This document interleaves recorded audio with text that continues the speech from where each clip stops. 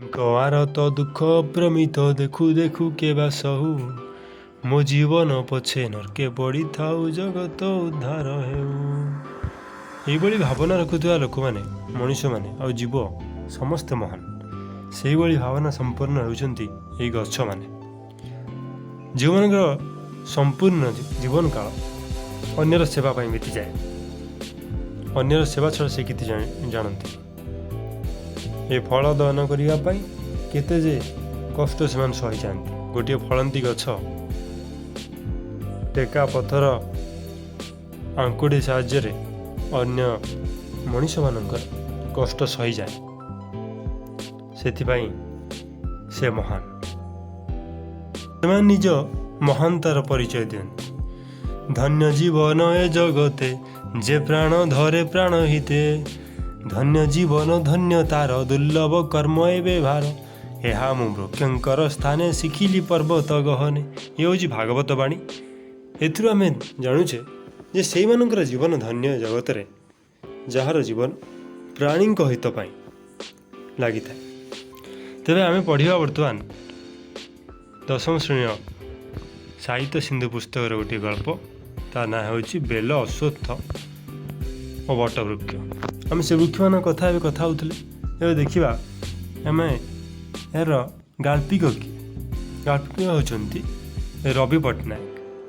ତାଙ୍କର ସମୟ ହେଉଛି 1935-1991 ତାଙ୍କ ସମୟକାଳ ଥିଲା। ଆଉ ସେ ଜଣେ ମହାନ ଗାଳ୍ପିକ ଜଣାଶୁଣା। ତାଙ୍କ ଜନ୍ମସ୍ଥାନ ରାଇରଙ୍ଗପୁର ମୟୂରଭଞ୍ଜ ଜିଲ୍ଲା ରାଇରଙ୍ଗଠାରେ ଜନ୍ମଗ୍ରହଣ କରିଥିଲେ।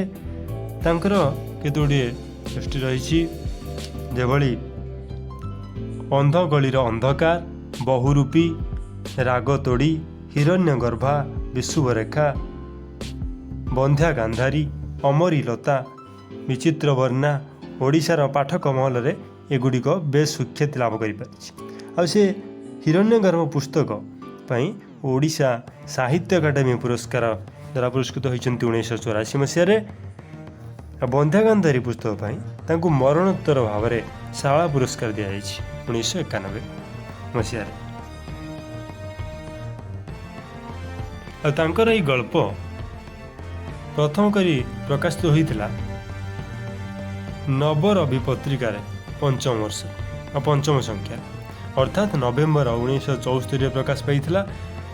ମାତୃଭୂମି ପ୍ରତି ତାଙ୍କର ଯେଉଁ ଆକର୍ଷଣ ରହିଥିଲା ଆଉ ପରିବେଶ ପ୍ରତି ସଚେତନତା ଓ ସାମ୍ପ୍ରତିକ ଜୀବନଭୂମିର ବାସ୍ତବତାକୁ ଗାଳ୍ପିକ ଏହି ଗଳ୍ପରେ ରୂପାୟନ କରିଛନ୍ତି।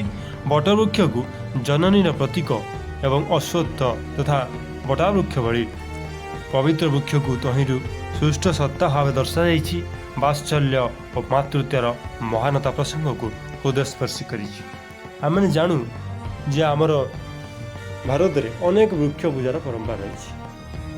ଅଶ୍ୱତ୍ଥ, ବଟବୃକ୍ଷ, ବେଲଗଛ, ତୁଳସୀ, ଏଇଭଳି ଅନେକ ଗୁଡ଼ିଏ ବୃକ୍ଷ ଆମେ ପୂଜା କରିଥାଉ। ଭଗବାନଙ୍କର ମାନ୍ୟତା ଆମେ ତାଙ୍କୁ ଦେଇଥାଉ। ସାକ୍ଷାତ ବ୍ରହ୍ମା ବିଷ୍ଣୁ ମହେଶ୍ୱର ଏହି ବୃକ୍ଷମାନଙ୍କରେ ଥାନ୍ତି ବୋଲି ବିଶ୍ୱାସ। ତେଣୁ ଆମେ ଦେଖିବା, ବିଷୟ ପ୍ରବେଶ କରିବା ଆମେ ବେଲ, ଅଶ୍ୱତ୍ଥ, ବଟବୃକ୍ଷରେ ଗାଳ୍ପିକ କ'ଣ ମୁଁ କହିବାକୁ ଚାହିଁଛନ୍ତି, କେଉଁ ସମ୍ବନ୍ଧ ଲେଖିଛନ୍ତି। ତେଣୁ ଚାଲ ଦେଖିବା, ତୁମେମାନେ ମନ ଦେଇ ଏହି ଗଳ୍ପଟି ଶୁଣିବ।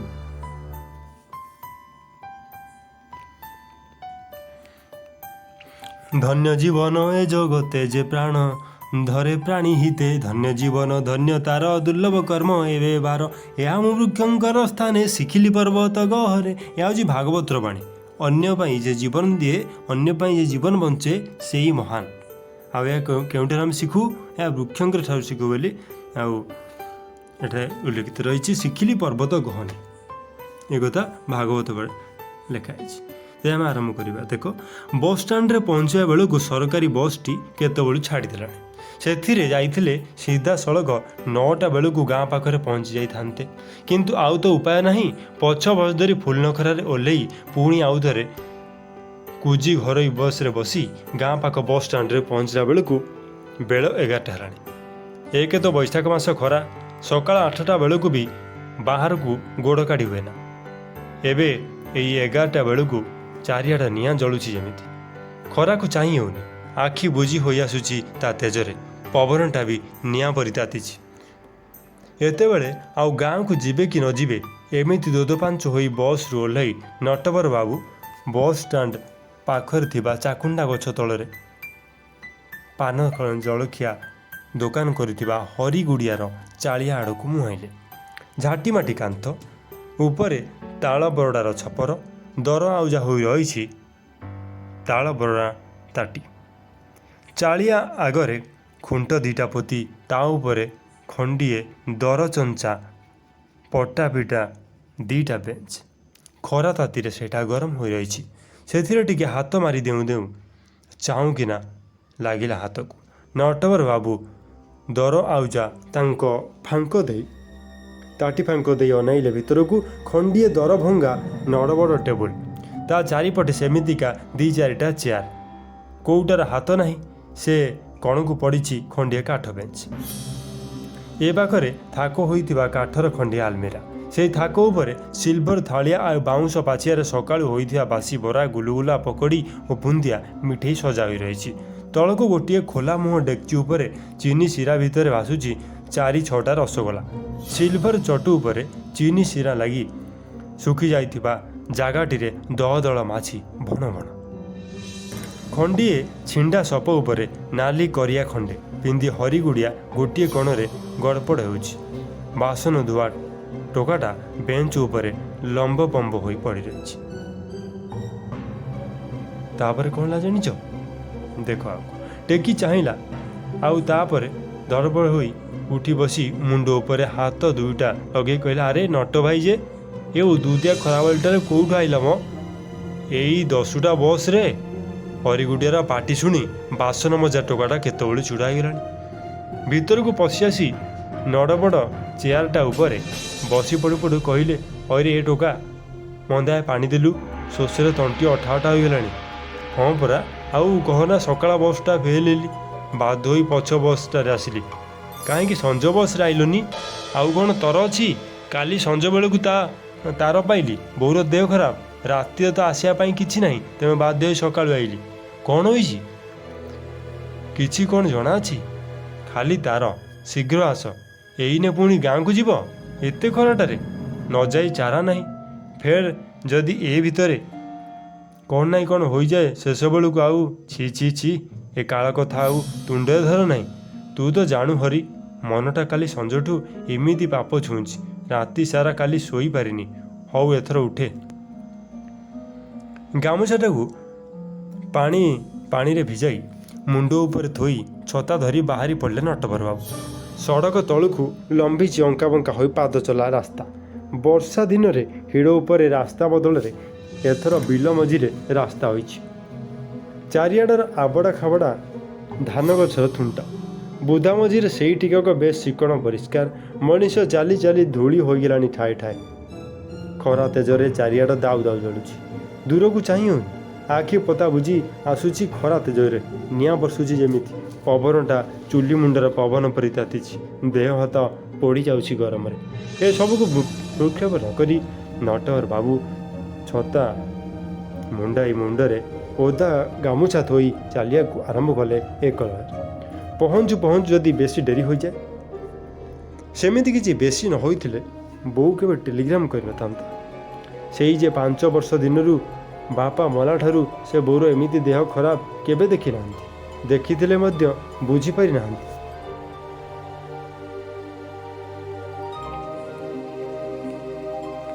ଦେଖିଥିଲେ ମଧ୍ୟ ବୁଝିପାରି ନାହାନ୍ତି। ଆଉ ହୋଇଥିଲେ ବି ବୋଉ ତାଙ୍କଠାରୁ ଲୁଚେଇ ରଖିଛି। କେତେ କଷ୍ଟରେ ମଣିଷ କରିଛି ସେ। ସବୁ ଦୁଃଖ ଅଭାବ ଦୈନ୍ୟ ସତ୍ତ୍ୱେ ସେ ତାଙ୍କରି ମୁହଁକୁ ଚାହିଁ ସିଧାସଳଖ ଛିଡ଼ା ହୋଇ ତାଙ୍କୁ ପାଠ ପଢ଼େଇଛି, ମଣିଷ କରିଛି, ବାହା କରେଇଛି। ନିଜର ସବୁ ସୁଖ ସୁବିଧାକୁ ଜଳାଞ୍ଜଳି ଦେଇ କେବଳ ତାଙ୍କରି ପାଇଁ ସେ ନିଜ ଜୀବନକୁ ଏକାବେଳକେ ଉତ୍ସର୍ଗ କରିଦେଇଛି। କେବେ ହେଲେ ତାଙ୍କୁ କିଛି ମାଗି ନାହିଁ, କେବଳ ଦେଇଯାଇଛି। ସାମାନ୍ୟ ଚାକିରି, ସେଥିରେ 4-5ଟା ପିଲା, ଦରମା ଯାହା ଆଣନ୍ତି ସେତିକିରେ ସଂସାର ଚଳିବା କଷ୍ଟ। ସେଥିପାଇଁ ତାଙ୍କୁ ପାଖରେ ରଖିବାକୁ ଯେତେ କହିଲେ ବି ସେ କେବେ ଭୁବନେଶ୍ୱରରେ ନ ରହି ଗାଁକୁ ପଳାଇ ଆସିଛି। ଭାଗ ଚାଷ ଜମିରୁ ଧାନ ଆଦାୟ କରି ଚାଉଳ କରି ତାଙ୍କ ପାଖକୁ ପଠେଇଛି। ପିଲାମାନେ ସୁଖରେ ରହିବେ ବୋଲି ଆଜି ମୁଗ 2ଟା, କାଲି ବିରି ପରଦିନ ନଡ଼ିଆ ଚିନାବାଦାମ ସବୁ ଗୋଟି ଗୋଟି କରି ସଜେଇ ସଜେଇ ନିଜେ ଯାଇ ଦେଇ ଆସିଛି। ଆଉ ସେ ତା ପାଇଁ କ'ଣ କରିଛନ୍ତି? କିଛି ନାହିଁ, କେବଳ ନିଜ ସ୍ତ୍ରୀ ପିଲାଝିଲାଙ୍କ ପାଇଁ ସବୁ କିଛି କରିଛନ୍ତି। ଆଶ୍ଚର୍ଯ୍ୟ, ମଣିଷ ଜାତିଟା ଏମିତି ଅକୃତଜ୍ଞ। ପଛକୁ ଫେରି ଚାହେଁନା, ଖାଲି ଆଗକୁ ଦେଖେ। ଖାଲି ମଣିଷ କାହିଁକି, ସବୁ ପଶୁପକ୍ଷୀ ଗଛଲତା ପ୍ରାଣୀ ଜଗତର ନିୟମ ଏଇଟା, ପ୍ରାକୃତିକ ନିୟମ। ସୃଷ୍ଟିର ଲୀଳା ଅକ୍ଷୁଣ୍ଣ ରଖିବାକୁ ଗଛ ଯଦି ତା'ର ପୁରୁଣା ପତ୍ର ଗୁଡ଼ାକୁ ସବୁବେଳେ ନିଜର ଭାବେ ରଖିବାକୁ ଚାହେଁ, ତେବେ ସେ କିପରି ସୃଷ୍ଟି କରିବ ନୂତନ ପତ୍ର, ନୂତନ ଫୁଲ, ନୂତନ ଫଳକୁ? ଅକୃତଜ୍ଞ ହେବା ବୋଧହୁଏ ସେଇଥିପାଇଁ ଏତେ ସ୍ୱାଭାବିକ। ପିଲାଙ୍କ ପାଇଁ ସେ ନିଜେ ବା କ'ଣ ନ କରୁଛନ୍ତି? ନିଜେ ଭଲ କରି ଗଣ୍ଡେ ନ ଖାଇ ନ ପିନ୍ଧି ପିଲା କେମିତି ଭଲ ଖାଇବେ, ଭଲ ପିନ୍ଧିବେ, ଭଲ ପାଠ ପଢ଼ିବେ, ସେଥିପାଇଁ ଅନବରତ ଖଟି ଚାଲିଛନ୍ତି। ସକାଳ ଠାରୁ ରାତି ପର୍ଯ୍ୟନ୍ତ କେବଳ ସେଇ ଚିନ୍ତା। ନିଜେ ଯେମିତି କଷ୍ଟ ସହି ପାଠ ପଢ଼ିଥିଲେ, ସବୁ ଅସୁବିଧା ସହ୍ୟ କରିଥିଲେ, ସବୁବେଳେ ମନରେ ଭାବନା ହୋଇଛି ମୋ ପିଲାଏ ଯେମିତି ସେମିତି କଷ୍ଟ ନ ପାଆନ୍ତି, ସେତିକି ସୁବିଧା ଅସୁବିଧା ଭୋଗ ନ କରନ୍ତି। ତାଙ୍କ ମନରେ ଗରିବ ବୋଲି ଯେମିତି ହୀନମାନ୍ୟତା ନ ରହୁ, ସେଥିପାଇଁ ପାରୁ ପର୍ଯ୍ୟନ୍ତ ଚେଷ୍ଟା କରି ଆସିଛନ୍ତି। କିନ୍ତୁ ଫଳ କ'ଣ ହେଉଛି? ବୋଉର ସ୍ୱାର୍ଥ ତ୍ୟାଗ ଓ ଆତ୍ମୋତ୍ସର୍ଗ ସଙ୍ଗେ ସଙ୍ଗେ ନିଜର ହୋଇଥିଲା ପ୍ରଗାଢ଼ ଚେଷ୍ଟା।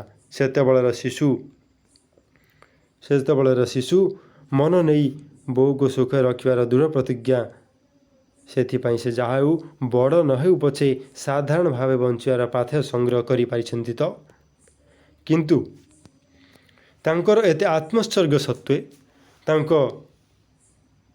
ପିଲାମାନଙ୍କ ଭିତରେ ସେ ଚେଷ୍ଟା କାହିଁ? ମଣିଷ ହେବାର ଆକାଂକ୍ଷା କାହିଁ? କ'ଣ ପାଇଁ ଏମିତି ହେଲା? କେଉଁଠି ଭୁଲ ରହୁଛି? ବଡ଼ ପୁଅଟା ବିଏ ପଢ଼ୁ ପଢ଼ୁ ହିପି ହୋଇଗଲା। ଖାଲି ଟଙ୍ଗ ଟଙ୍ଗ ବାହାରେ ବୁଲା, ପାଠଶାଠ ନାହିଁ। ଘରକୁ ଖାଇବା ଶୋଇବା ଛଡ଼ା ଅନ୍ୟ କିଛି ପାଇଁ ଆସେନା। କେତେ ବୁଝାମଣା, କେତେ ଗାଳିମନ୍ଦ, ସବୁ ବୃଥା ହେଲା। ବାପା ମା ପାଇଁ ନ ହେଉ, ନିଜର ଛୋଟ ଛୋଟ ଭାଇ ଭଉଣୀଙ୍କ ପ୍ରତି ସାମାନ୍ୟତମ କର୍ତ୍ତବ୍ୟବୋଧ ବି ନାହିଁ। କ'ଣ ଆଉ କରାଯାଏ? ଯୁଗ ତ ସେମିତି ହୋଇଛି। ସମସ୍ତେ କେମିତି ଏକଘରିଆ, ବ୍ୟକ୍ତିନିଷ୍ଠ, ସ୍ୱାର୍ଥପର ହୋଇଯାଉଛନ୍ତି। ନିଜ ଛଡ଼ା ଯେମିତି ପୃଥିବୀରେ ଆଉ କାହାରି ପ୍ରତି କିଛି ତାଙ୍କର କରିବାର ନାହିଁ। କିନ୍ତୁ ପୃଥିବୀରେ ସମସ୍ତେ ତାଙ୍କ କାମ କରିବା ଆଗ ଦରକାର। ସେଇଥିପାଇଁ ଦୁନିଆ ଅଶାନ୍ତି ଘରେ। ଝିଅ ଦିଟା ବି ସେମିତି ହେଲେଣି। କଲେଜରେ ପାଠ ପଢ଼ିବା ମାନେ ଯେମିତି କେବଳ ଫ୍ୟାସନ୍ ହୋଇ ବୁଲିବାଟା ଏକମାତ୍ର ଉଦ୍ଦେଶ୍ୟ। ଭଲ ଶାଢ଼ୀ ଦରକାର, ନାନା ପ୍ରକାର ଡ୍ରେସ୍ ଦରକାର, ସ୍ନୋ ପାଉଡ଼ର ଶ୍ୟାମ୍ପୁ ନହେଲେ ଯେମିତି କଲେଜରେ ପାଠ ପଢ଼ା ହୁଏ ନା। ଘର କାମରେ ଟିକିଏ ମନ ନାହିଁ। ବୋଉକୁ ଟିକିଏ ସାହାଯ୍ୟ କରିବା, କିଛି କାମ ଦାମ କରିବା, ନା କିଛିରେ ମନ ନାହିଁ।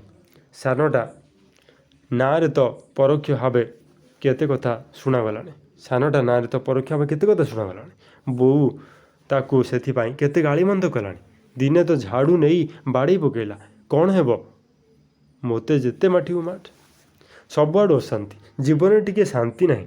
ଯାହା ପାଇଁ ସବୁ ସୁଖ ସୁବିଧାକୁ ବଳି ଦେଇଛନ୍ତି, ସେମାନେ ଯଦି ଶେଷକୁ ଏମିତି ଅମଣିଷ ହୋଇଯାଆନ୍ତି, ତେବେ ସେ ଆତ୍ମୋତ୍ସର୍ଗର ମୂଲ୍ୟ କ'ଣ? କି ସୁଖ ଆଉ ରହିଲା ଜୀବନରେ? ଝାଳରେ ପଞ୍ଜାବୀଟା ପୁରାପୁରି ଓଦା ହୋଇଗଲାଣି। ଶେଷରେ ତଣ୍ଟି ଅଠା ଅଠା ହୋଇଗଲାଣି। ଓଦା ଗାମୁଛାଟା ଶୁଖି କାଠ ହୋଇଗଲାଣି।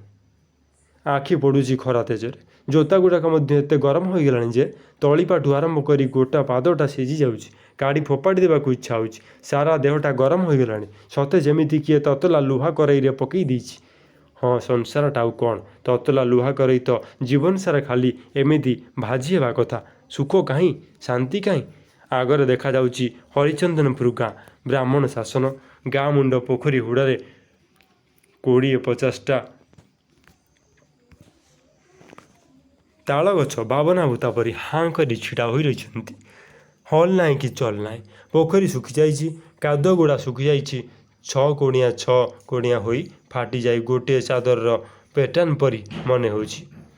ଫାଟ ଦାଢ଼ରେ ଧଳା ଧଳା ଶୁଖିଲା ଗେଣ୍ଡା ଖୋଳପା। ପୋଖରୀର ଗୋଟିଏ କଣକୁ ବେଲବଣ। ବେଲବଣ ମଝିରେ ଅରାଏ ସଫା ଜାଗାରେ ବହୁ ଜୀର୍ଣ୍ଣ ପୁରାତନ ଶିବ ମନ୍ଦିରଟିଏ। ମନ୍ଦିରଟା ଭାଙ୍ଗି ରୁଜି ଗଲାଣି। ଅଧା କାନ୍ଥ ଭିତରେ ଶିବଲିଙ୍ଗ ଖରା ବର୍ଷା ଖାଇ ପୂଜା ପାଆନ୍ତି। ବେଲକଣ୍ଟାରେ ଚାରିଆଡ଼ ଭର୍ତ୍ତି। ବେଲଗଛ ଗୁଡ଼ାକ ଟିକିଏ ଟିକିଏ କଅଁଳିଛନ୍ତି। ବାକି ବଡ଼ ବଡ଼ ଡାଳ ସବୁ କଙ୍କାଳର ହାଡ଼ ପରି ସମ୍ପୂର୍ଣ୍ଣ ଧଳା ଧଳା ଦେଖାଯାଉଛନ୍ତି। ଆଉ ଉପାୟ ନାହିଁ। ନଟବର ବାବୁ ସେଇ ବେଲବଣ ଭିତରେ କଣ୍ଟା ଅଡ଼େଇ ପଶିଲେ। ଟିକିଏ ବିଶ୍ରାମ ଦରକାର। ଟିକିଏ ଭଲ କରି ଛାଇ ନାହିଁ। ତଥାପି ଗଛ ଗଣ୍ଡି ତଳକୁ ଆଉଜି ବସିଲେ ସେ। ମୁଣ୍ଡରେ ଗାମୁଛା କାଢ଼ି ଦେହ ମୁଣ୍ଡ ପୋଛି ହୋଇ କିଛି ସମୟ ବସି ରହିଲେ। ନା, ଆଉ ବସି ରହି ଲାଭ ନାହିଁ। ଶେଷରେ ତଣ୍ଟି ଅଠା ଅଠା ହେଲାଣି। ଶାସନ ଭିତରେ ପଶି ମନ୍ଦାଏ ପାଣି ନ ପିଇଲେ ଆଉ ଜୀବନ ରହିବ ନାହିଁ।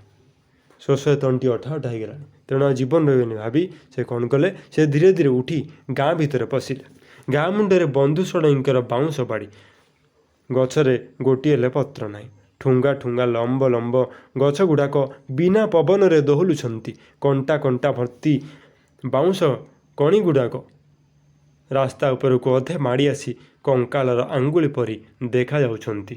ସାମାନ୍ୟ ପବନରେ ଶୁଖିଲା ବାଉଁଶ ପତ୍ର ଗୁଡ଼ାକ ସଁ ସାଁ କରି ଉଡ଼ି ଆସୁଛନ୍ତି। ବାଉଁଶ ବାଡ଼ି ଶେଷକୁ ମନ୍ଦିର, ତା ଆଗରେ ମଧୁ ତିଆଡ଼ିର ଘର, ମନ୍ଦିରର ପୂଜକ, ତା ପଛକୁ ପଛ ଘରକୁ ଘର ଲମ୍ବିଛି। କେଉଁ କାଳର ପୁରୁଣା ମନ୍ଦିର, ଧଉଳା ହୋଇନାହିଁ ବୋଧହୁଏ 20-25 ବର୍ଷ ହେଲା। ବୈଶାଖର ଖରାରେ ମନ୍ଦିର ଉପରର ଶିଉଳି ଗୁଡ଼ା ଫାଟି ଫାଟି ଚକଡ଼ା ଚକଡ଼ା ହୋଇ ଅଧେ ଖସି ଅଧେ ଲାଗି ରହିଛି କାଛୁ ବଳକା ପରି, ବକଳା ପରି। ମନ୍ଦିର ଚଉତରା ଉପରେ ପଶା ପାଲି ପଡ଼ିଛି। 10-12 ଜଣ ଘେରି ବସିଛନ୍ତି ଚାରିଆଡ଼େ। ମଝିରେ ମଝିରେ ହୋ ହା ହୋଇ ଚିତ୍କାର ଉଠୁଛି ଗୋଟିଏ ବଢ଼ିଆ ଦାନ ପାଇଁ। ଚଉତରାର ଭିତର ପାଖ କଣକୁ ବଉଳ ଗଛ ଛାଇରେ ଚକା ମାଡ଼ି ବସି ମଧୁ ତିଆଡ଼ିଏ ଭାଗବତ ପଢ଼ୁ ପଢ଼ୁ ଏଆଡ଼େ କାନ ଡେରି ଦାନ କଥା ବୁଝି ନେଇ ଗୋଟାଏ ମନ୍ତବ୍ୟ କରି ପୁଣି ଆଉଥରେ ପଢ଼ାରେ ମନ ଦେଉଛନ୍ତି। ନଟବର ବାବୁ କେତେବେଳୁ ଆସି ଚଉତରା ପାଖରେ ଛିଡ଼ା ହେଲେଣି। କାହାରି ନଜର ନାହିଁ। ସେ ମଧୁ ତିଆଡ଼ିଙ୍କ ପାଖରେ ଯାଇ ମୁଣ୍ଡିଆ ମାରିଲେ। ତିଆଡ଼ି ନନା ଓଳିକି? ମଧୁ ତିଆଡ଼ି ବହିରୁ ମୁହଁ ଉଠାଇ ତାଙ୍କ ମୁହଁକୁ ଘଡ଼ିଏ ଚାହିଁ କହିଲେ, ଆରେ ନଟକିରେ, ଏଇ ଧୁମ୍ ଖରାବେଳଟାରେ କୁଆଡ଼ିକି ବାହାରିଛୁ? ଆଉ କହନା, ନନା ବୋଉର ଦେହ ଖରାପ, ତାର ପାଇ ସଙ୍ଗେ ସଙ୍ଗେ ଆସୁଛି। ଏଇ ବସ୍ ଷ୍ଟାଣ୍ଡରୁ ତ ଏଇନେ ଓହ୍ଲେଇ ସିଧା ଆସୁଛି। ଖାଲି ମନ୍ଦାଏ ପାଣି ପାଇଁ ଏଠାକୁ ପଶି ଆସିଲି। ଓଃ କି ଶୋଷ। ମଧୁ ତିଆଡ଼ି ପାଖରେ ଲୁଙ୍ଗୁରୁ ପୁଙ୍ଗୁରୁ ହେଉଥିବା ଗୋଟାଏ ଅଧା ଲଙ୍ଗଳା ଟୋକାଟିକୁ ଡାକି କହିଲେ, ହଇରେ ପରୀ, ଗଲୁ ଲୋଟାଏ ପାଣି ଆଣିଲୁ। ମନ୍ଦିର ବନ୍ଦ ଅଛି, ଖୋଲା ହେବ ଯାଇ ସନ୍ଧ୍ୟାବେଳକୁ। ଠାକୁର ଗମ୍ଭୀରାରେ ପାଣି ପିଇ ସାରି ନଟବର ପାହାଚ ଉପରେ ଠାକୁରଙ୍କୁ ମୁଣ୍ଡିଆ ମାରି ଗୁହାରି ଜଣେଇ ପୁଣି ବାହାରି ପଡ଼ିଲେ। ଛାଇ ତଳକୁ ଖରାକୁ ବାହାରି ଆସିଲା ପରେ ଖରାଟା ଯେମିତି ବେଶି କଷ୍ଟ ଦେଉଛି। ଜାଲୁ ଜାଲୁଆ ଦିଶୁଛି ଚାରିଆଡ଼େ। ଠାକୁରଙ୍କୁ ପ୍ରାର୍ଥନା କରି ଆସିଛନ୍ତି, ବୋଉକୁ ଭଲ କରିଦିଅ ଠାକୁରେ, ନହେଲେ ଅନ୍ତତଃ ମୁଁ ଯିବା ପର୍ଯ୍ୟନ୍ତ ସେ ଯେମିତି ବଞ୍ଚିଥାଉ। କିନ୍ତୁ ସେ ପ୍ରାର୍ଥନାରେ ଯେମିତି ବିଶ୍ୱାସ ନାହିଁ। ସେ ଡାକିବାରେ ପ୍ରଗାଢ଼ ଆକୁଳତା ବି ନାହିଁ। କେମିତି ଗୋଟାଏ ଲୋକ ଦେଖାଣିଆ ଅଭ୍ୟାସ, ଗତାନୁଗତିକ ପରମ୍ପରାର ପୁନରାବୃତ୍ତି। କାହିଁକି ଏମିତି ହେଉଛି? କାହିଁକି ସେ ପ୍ରାଣ ଭରି ଆକୁଳରେ ଡାକି ପାରୁନାହାନ୍ତି? ନଟବର ନିଜେ ଗୋଟିଏ ଅସ୍ୱସ୍ତିରେ ଛଟପଟ କରି ଉଠିଲେ। ଏଇ ପ୍ରଚଣ୍ଡ ଖରାରେ ବି ଦେହଟା ତାଙ୍କର ଶୀତେଇ ଉଠିଲା। ଏଇ ଅତ୍ୟଧିକ ଗରମରେ ସବୁ କୂଅ ପୋଖରୀ ନଦୀ ଶୁଖିଗଲା ପରି ତାଙ୍କର ଅନ୍ତରର ସେଇ ବିଶୁଦ୍ଧ ଭଲ ପାଇବାର ଉତ୍ସ କ'ଣ ଶୁଖିଯାଇଛି? ମଧୁ ତିଆଡ଼ି କହିଲା ପରି ଏ ପାପ, ଅନ୍ୟାୟ, ଅନାଚାର ଭିତରେ ଠାକୁର ଆଉ କ'ଣ ମନ୍ଦିର ଭିତରେ ବି ନାହାନ୍ତି? ସେଥିପାଇଁ କ'ଣ ତାଙ୍କ ମନେ ହେଲା ଶୁଖିଲା ଥୁଣ୍ଟା ବାଉଁଶ ଓ ବେଲ ଗଛ ପରି ମନ୍ଦିରଟା ବି ସେମିତି ଭଙ୍ଗାରୁଜା, ବେଢଙ୍ଗିଆ ହୋଇଯାଇଛି ଏଇ ଖରା ଉତ୍ତାପରେ? କିନ୍ତୁ ତାର ଚେର ଲମ୍ବିଛି କାହିଁ କେଉଁ ପାତାଳକୁ। ସେଉଠୁ ରସ ଶୋଷି ଶୋଷି ସେ ଖାଲି ବଞ୍ଚି ରହିଛି। ପୁଣି ଯେତେବେଳେ ବର୍ଷା ହେବ, ପାଣିରେ ଶୁଖିଲା ମଟାଳ ମାଟି କାଦୁଅ ପଚ ପଚ ହୋଇଯିବ, ସେତିକିବେଳେ ପୁଣି ପତ୍ର କଅଁଳିବ, ଫୁଲ ଫୁଟିବ, ତାର ଶୁଖିଲା ଡାଳ ପୁଣି ପୂରି ଉଠିବ ସବୁଜ ମାଂସଳ ପରିପୂର୍ଣ୍ଣତାରେ। ହସ ଫୁଟିବ ଫୁଲ ପାଖୁଡ଼ା ପାଖୁଡ଼ାରେ। କିନ୍ତୁ ବର୍ଷା କେବେ ଆସିବ? କେବେ ପୁଣି ବୈଶାଖର ଗୈରିକ ଆକାଶ ଶ୍ୟାମଳ ମେଘର ବାତ୍ସଲ୍ୟମୟୀ କରୁଣାରେ ପୂରି ଉଠିବ?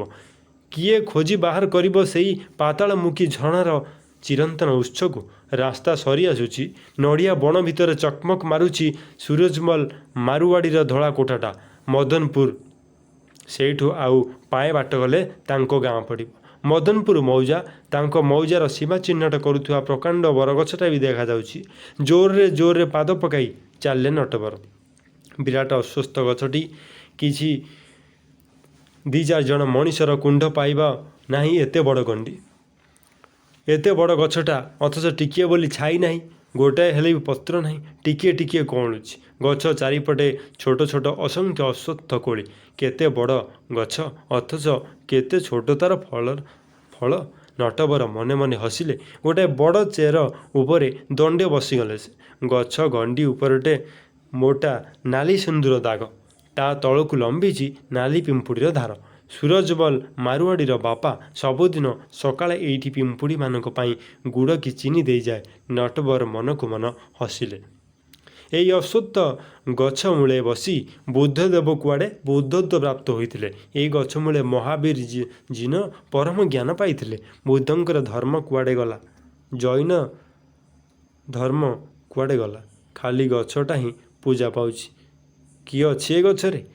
ନା ଟିକିଏ ଛାଇ, ନା ତା'ର କାଠ କିଛି କାମରେ ଆସୁଛି।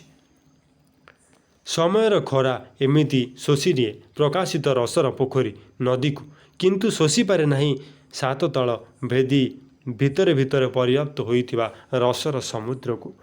ପୁଣି ଜଣେ କିଏ ଭଗୀରଥ ଜନ୍ମ ହୋଇ ତାକୁ ପୁଣି ବାଟ କଢ଼େଇ ଆଣିବ ପୃଥିବୀ ଉପରକୁ। ଆଉ ଜଣେ କିଏ ଅର୍ଜୁନ ତୀକ୍ଷ୍ଣ ସ୍ୱରରେ ପୃଥିବୀର କଠିନ ଆବରଣ ଭେଦ କରି ପୁନରାୟ ଉପରକୁ ଉଠାଇ ଆଣିବ ସ୍ୱତଃ ନିଃସରିତ ଝରଣାର ସ୍ରୋତକୁ।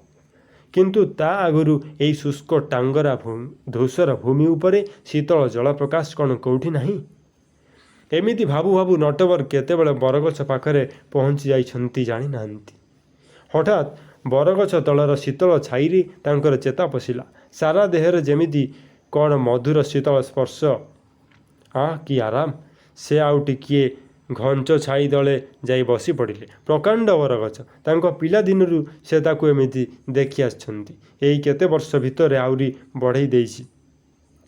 ପାଖକୁ କେତେ ଗୁଡ଼ାଏ ଗୋରୁ ବସି ପାକୁଳି କରୁଛନ୍ତି। କିଏ କେତେଟା ଡାଳ କାଟି ପକେଇ ଦେଇଛି ଓ ସେ ତାରି ଚାରିପାଖରେ ଛେଳି ଗୁଡ଼ାଏ ପତ୍ର ଛିଣ୍ଡାଇ ଛିଣ୍ଡାଇ ଖାଉଛନ୍ତି। ଦୁଇ ଚାରିଟା ପିଲା ଏଇ ଧୁମ୍ ଖରାବେଳଟାରେ ଓହଳରେ ଝୁଲି ଝୁଲି ଡାଳ ବାଙ୍କୁଡ଼ି ଖେଳୁଛନ୍ତି। ତାଙ୍କ ପାଖକୁ ଟିକିଏ ଦୂରରେ କେତେଜଣ ତାଙ୍କରି ପରି ବାଟୋଇ ଚାରିକାତ ମେଲାଇ ନିଘୋଡ଼ ନିଦରେ ଶୋଇଯାଇଛନ୍ତି। ସାରା ଗଛଟା ଭର୍ତ୍ତି ନାନା ପ୍ରକାର ଚଢ଼େଇ। ସେମାନଙ୍କର କିଚିରି ମିଚିରି ଶବ୍ଦରେ କାନ ଅତଡ଼ା ପଡ଼ିଯାଉଛି। କିନ୍ତୁ ସବୁ ସତ୍ତ୍ୱେ ବି ଗଛଟା ଯେମିତି ତା'ର ସହସ୍ର ବାହୁ ମେଲେଇ ତା'ର ସବୁ ସନ୍ତାନକୁ ଆନନ୍ଦରେ ଆଲିଙ୍ଗନ କରି ରଖିଛି ଏହି ମହାନ ସ୍ନେହମୟୀ ଜନନୀ ପରି। ମୁଣ୍ଡ ତଳେ ଗାମୁଛାଟା ଦେଇ ଗଡ଼ି ପଡ଼ିଲେ ନଟବର। ଜୋତାଗୁଡ଼ା କାଢ଼ି କାଢ଼ି ପକାଇ ଦୂରକୁ ଥୋଇଦେଲେ। ନିଆଁ ପରି ତାତିଥିଲା ସେଗୁଡ଼ାକ। କାଣି ଆଙ୍ଗୁଳି କଣରେ ଗୋଟାଏ ଫୋଟକା ବାହାରିଲାଣି। ଜୋତା କାଢ଼ିଦେଲା ମାତ୍ରେ ପାଦ ଦୁଇଟା ଥଣ୍ଡା ହୋଇଆସିଲା।